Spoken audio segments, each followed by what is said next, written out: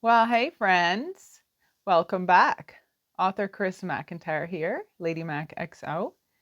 And today I would like to share with you a little bit from my newest smutty survival novel, Forced Out of Fear. I have a really hot quote I have shared from this book, and it involves a Ferris wheel. So today I'd like to share with you where that quote comes from. If you don't know much about the novel, it is about a widow named Celeste who basically wakes up one day in the midst of a zombie apocalypse and finds out that her 17-year-old son, who is across America on a hockey like a hockey game field trip of sorts, is in serious trouble. And so she decides to go get him. Force Out of Fear is the first book, and it involves, survival, apocalypse, zombies, and some sex. So I'd like to give you a little reading of that, and I hope you enjoy it. "Where next?" Donovan says from beside her, having to raise his voice slightly to be heard over the music playing on the loudspeakers. "It looks like we'll be the first to load this time around." Celeste looks up into the eyes of a much younger man than the one she had laid to rest not quite 2 years ago. The man standing in front of her is only in his 20s, his eyes still sparkling and full of life, the lights of the fair discoing off of his dark hair as he reaches his hand out for hers. A quick glance around her shows her that she's in line for the Ferris wheel at the state fair.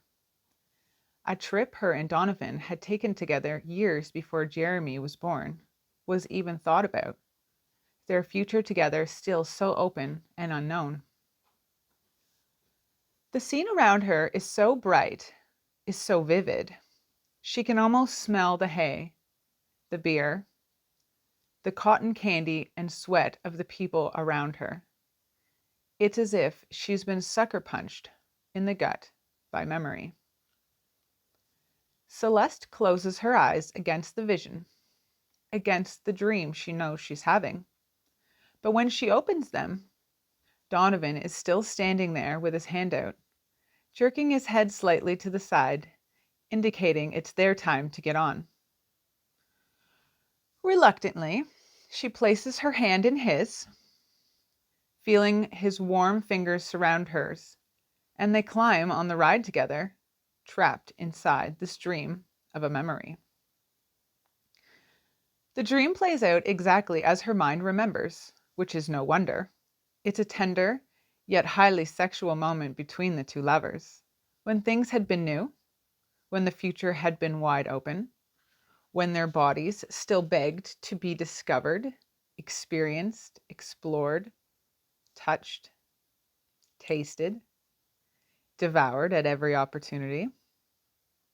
Since they had been the first to get on the Ferris wheel, the ride was extra long for them, a very slow stop and go process to take them to the very top, and then slowly almost all the way back down again before the ride had even really begun, which gave the couple a lot of time to discover, experience, and explore one another.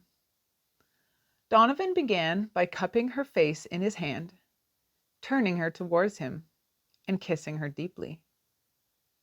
This may be a dream, but the sensations and the butterflies he had given her that day were emotions she had let herself think about, dream about, fantasize about many times over the years.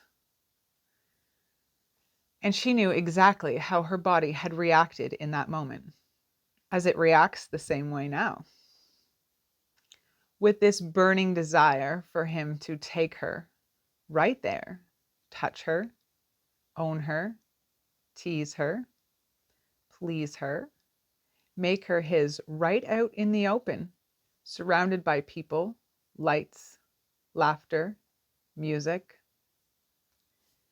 His lips brush hers, light, electric, fluttery. Then he's on her like he's starving for her, his lips sealing into hers while his tongue slips between them, forcing his way into her mouth, firm, needy. His finger trails up her thigh, ever so lightly, along the exposed skin of her leg, and her body trembles as the seat comes to a halt once more, letting more people on. Donovan pulls back, looking at her intensely, the corner of his mouth turning up into a little smirk. He trailed his finger up further, watching her reaction. "Are you wearing panties?" he asks, leaning in slightly, his hot breath caressing her ear and the side of her neck. Her body shudders hard enough to rock their cart. "No." The tip of his tongue slides out and flicks the edge of her ear, and she lets out a soft, quiet moan. "Good girl," he replies. "Now slide your skirt up just a tiny bit and spread your legs for me." A heat had consumed her then, not just between her legs, but up through her belly, her chest, her throat, spreading through her face in a flush, until it felt like her entire body was on fire for him. Ached for him. Desperately wanted to please him, to be pleased by him. She shifts slightly in her seat, hiking her skirt up a few more inches, not exposing herself entirely, but close enough. Then, making eye contact with him, she opens her thighs up just a little bit more. He lets out the quietest growl at this, so low she almost doesn't hear him over the noise of the fair, but she does. It's a primal sound that almost sets her off right then and there, already feeling damp in her seat. But then he's on her, hot, heated, all hands and mouth and tongue. All right, you two. That's all I'm going to give you for now. I'm going to end up getting demonetized as it is. Not that any of my videos are ever are ever friendly enough to be monetized. If you've liked what you've heard so far and you would like to support me and read further, I would love if you would pick up a paperback copy of Forced Out of Fear. You can find it at ladymackxo.com, where I will sign it with a kiss and ship it to you anywhere you want. Or you can find it on Kindle and Amazon as you're choosing. Or for about $5 a month, you can head on over to OnlyFans and you'll hear me finish the rest of the chapter. Chapter 7, by the way. So I hope you've enjoyed. Thank you oh so much for being here. I love you from the bottom of my heart. And make sure to go watch some of my other steamy videos if you like this one. All right, author Carissa McIntyre, Lady Mack out.